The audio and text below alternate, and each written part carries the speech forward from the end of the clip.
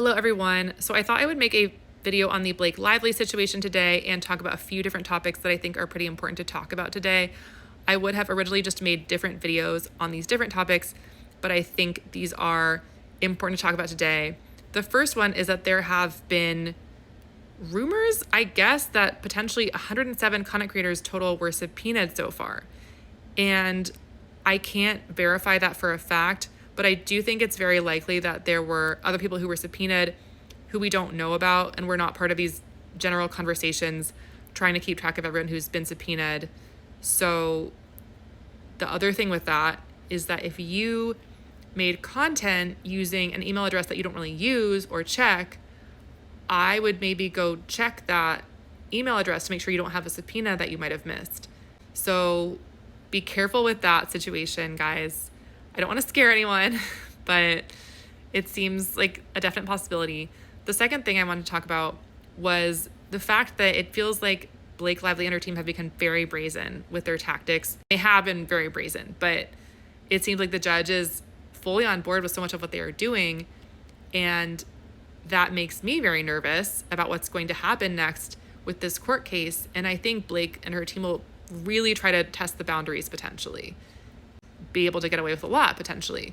So just be mindful of that and the level of brazenness that it seems that we are seeing. And I don't know quite what else to say with that. I can maybe compile some of your questions if you have them and ask them of my lawyer. I don't know every possible tactic that they could explore here, but I think we need to be prepared for all kinds of things. I would also very recommend getting a service to scrub your data off the internet. So there are different ones available, and definitely recommend those so you don't have your information potentially exposed.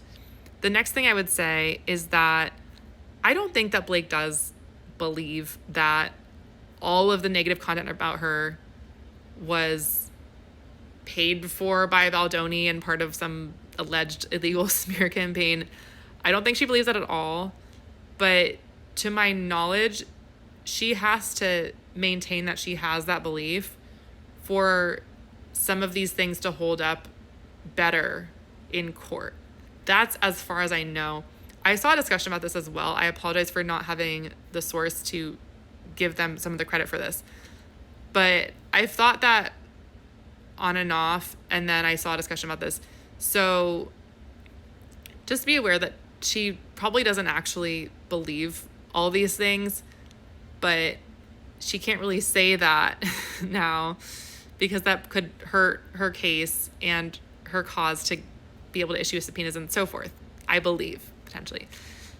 The next thing I wanted to say was that this may be part of an outdated PR tactic or an outdated tactics by her PR team and her team, this whole situation.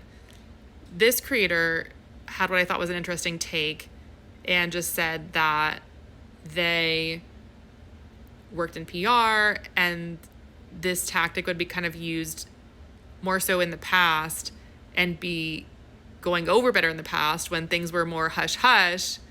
And now, of course, it's a very different world. And so there's massive backlash to what Blake Lively is doing, and there's a lot of exposure around it, whereas there wouldn't necessarily be that in the past. But I thought I would mention that because I thought it was helpful.